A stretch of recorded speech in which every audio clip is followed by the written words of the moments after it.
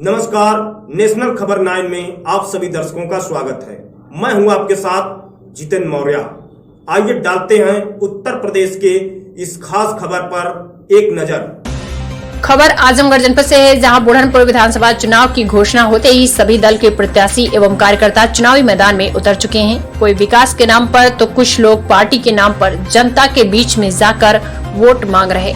आपको बता दें, अतरौलिया विधानसभा के क्षेत्रीय विधायक डॉक्टर संग्राम यादव को सपा के राष्ट्रीय अध्यक्ष अखिलेश यादव द्वारा पुनः प्रत्याशी बनाए जाने पर कार्यकर्ताओं में काफी उत्साह देखने को मिल रहा है।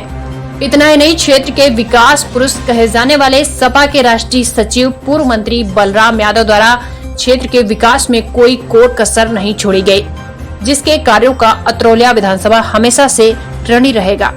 उनके पुत्र डॉक्टर संग्राम यादव की लोकप्रियता इतनी बढ़ गई है कि सभी जातियों और धर्मों के लोग एकजुटता के साथ इस बार विधानसभा चुनाव में अपना मतदान करेंगे। क्षेत्रीय विधायक डॉक्टर संग्राम यादव का दावा है कि जनता की लोकप्रियता और मेरी ईमानदारी और कर्मठ निष्ठा को देख कर के राष्ट्रीय अध्यक्ष द्वारा मुझे पुनः अतरौलिया विधानसभा से सपा का प्रत्याशी बनाया गया है। मैं जनता की उम्मीदों पर खरा उतरने की कोशिश करूंगा। साथ ही हम समाजवादियों का नारा रहा है कि काम बोलता है। इसी के तर्ज पर पुनः अतरौलिया का नेतृत्व कर एक बार फिर बड़ी जीत हासिल कर अतरौलिया विधानसभा का नेतृत्व करने का मौका जनता द्वारा मिल रहा है। जनता का प्यार और सहयोग इतना है, हमारे विपक्ष में कोई भी दूसरी पार्टी का प्रत्याशी दूर दूर तक नजर नहीं आ रहा। हम सब जमीनी नेता हैं। जनता के दुख दर्द को हमसे अच्छा कोई नहीं जानता। विधानसभा 2022 में जनता पूरा मन बना चुकी है कि बाबा जी की सरकार को सत्ता से खदेड़ने का काम करेगी। हिस्सेदारी, हम उस विचारधारा के लोग हैं।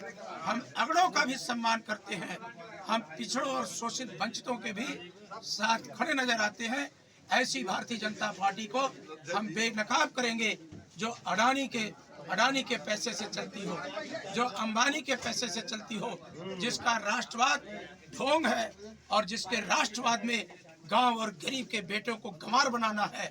अभी आरबीआई के पूर्व गवर्नर उर्जित पटेल ने कहा कि अगर यही हाल रही तो 1-2 पीढ़ियां भारत की शिक्षा में कमजोर पड़ जाएंगी, मंद हो जाएंगी, तो आखिर देश कैसे तरक्की करेगा। ये बड़े घरानों के बेटों को ऑनलाइन पढ़ा करके आगे बढ़ाना चाहते हैं और गरीब किसान के बेटी और बेटे को खेतीहर मजदूर बनाना चाहते हैं। ये खेती पर भी कब्जा करना चाहते थे, लेकिन हमारे नेता की सजगता ने, बाबा टिकैत के आंदोलन ने इनको छठी का दूध याद करा दिया। ये लालच में कृषि कानून वापस कर लिए हैं, लेकिन इन्होंने कहा कि हमने एक कदम पीछे है। उत्तर प्रदेश की जनता ऐसा करारा जवाब देगी कि इनका कहीं अता पता नहीं चलेगा। आपके चैनल का बहुत धन्यवाद। संग्राम यादव इस विश्वास के साथ कि आप हमारी पूरी बात को समाज में दिखाने का काम करेंगे, क्योंकि आज Bharatiya Janata party digital platform पे लड़ना चाहती। माननीय अखिलेश यादव को दिल्ली में रोक दिया, उनको प्रेस कॉन्फ्रेंस में कितना विलंब से जाना, तो उनके रुकने से माननीय अखिलेश यादव रुकने वाले नहीं है। और हमारे लोग जो साथ चल रहे थे, सारे लोग मोबाइल पे खट खट खट खट, और अब वो मीडिया के मोहताज भी नहीं है। हमारे नेता ने कल मीडिया में आके कहा, उन्होंने एक चैनल में कहा कि तुम वयस्क लोग हो, हम तुमसे क्या बात करें। तो हमारे नेता, हमें आपके चैनल पर विश्वास है। आप गांव के किसान से जुड़े लोग हैं, आप लोगों पर हमें विश्वास है कि आप यथार्थ को दिखाएंगे, जो जमीनी हकीकत है उससे लोगों को रूबरू कराएंगे। जो भारतीय जनता पार्टी का चश्मा लगा करके जो चलते हैं, वो मीडिया जिसके एक एक अखिलेश जी की एक एक बात पर मिर्ची लग जाती है, ईमानदार कहने पर भी जिसे खुशी ना होती हो, ऐसे लोगों को क्या कहा माननीय ओम प्रकाश राजभर ने। आप मीडिया वालों से हम कहेंगे कि अगर आपके अंदर हिम्मत साहस है तो आप पूरे तहसील का भ्रमण करिए और भ्रमण करके कोई एक ऐसी सड़क बताइए जो सड़क भारतीय जनता पार्टी ने बनवाई हो। कोई ऐसा गांव बताइए जहां आयुष्मान कार्ड से गरीब का इलाज हुआ हो। हम आपको ऐसे ना जाने कितने गांव देंगे, अभी हम सूची जारी करने वाले हैं। गांव के गांव लोगों को हमने कई करोड़ रुपया अपनी विधायक निधि से गरीबों के इलाज पर देने का काम किया है। हमने गरीबों को लोहिया आवास से जोड़ने का काम किया। हमने सीसी रोड बनाने का काम किया। जिस सड़क के किनारे आप खड़ा होकर के बात कर रहे हैं, इसको उच्च गुणवत्ता युक्त बनाने का काम किया।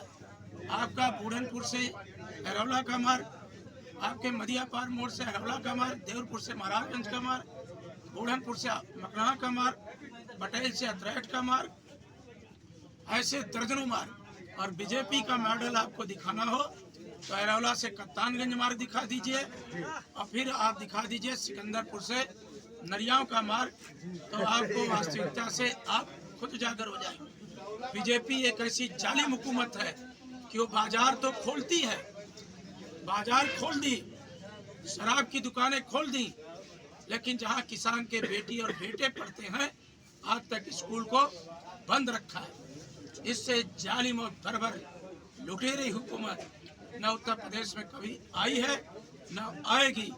हमारा गठबंधन समाजवादी पार्टी, सुहेल देव भारतीय समाज पार्टी, राष्ट्रीय आरएलडी का गठबंधन, जनवादी पार्टी का गठबंधन इसकी जमानत को जब्त करेगा और अतरौलिया की महान जनता इतना भारी बहुमत दे करके इन गैर राजनीतिक लोगों को जो राजनीति में कभी भाग नहीं लिए हैं, अगर मीडिया के अंदर साहस हो तो उनसे पूछे कि क्या आपने कृषि कानून के खिलाफ कोई आवाज उठाई, क्या आरक्षण के लिए आपने कोई आंदोलन किया, क्या बिजली पानी के लिए कभी आपने तहसील जाकर के कोई ज्ञापन दिया। तो अतरौलिया की जनता राजनीतिक व्यक्ति को पसंद करती है।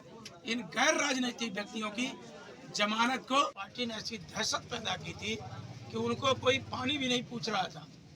तो भारतीय जनता पार्टी के राज में ऑक्सीजन के अभाव में लोगों ने अपनों को खोया है। रात रात भर लोग ऑक्सीजन खोजते रहे और ऑक्सीजन नहीं मिली। डॉक्टरों के दरवाजे बंद रहे, डॉक्टर लाचार थे, निराश थे। आजमगढ़ और उत्तर प्रदेश के अंदर आप देखे होंगे, दिल्ली के अंदर तो कई बड़े नामी गिरामी अस्पताल के डायरेक्टर मीडिया के सामने आ गए कि हमारे पास बैकअप नहीं है 2 घंटे।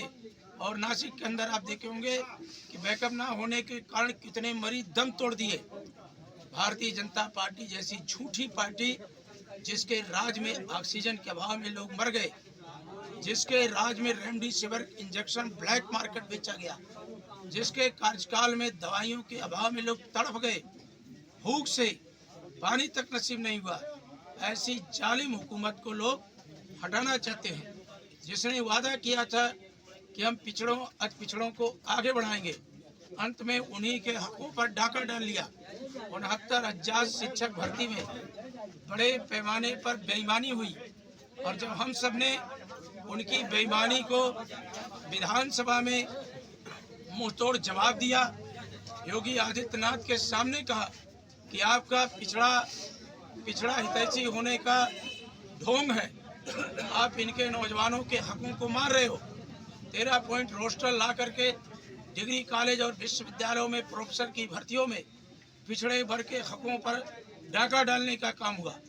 69,000 शिक्षक भर्ती में आप देखे होंगे, लास्ट चलते चलते जब इलेक्शन आया तो वही भारतीय जनता पार्टी ने कहा हाँ बेईमानी हुई है, लेकिन 6,000।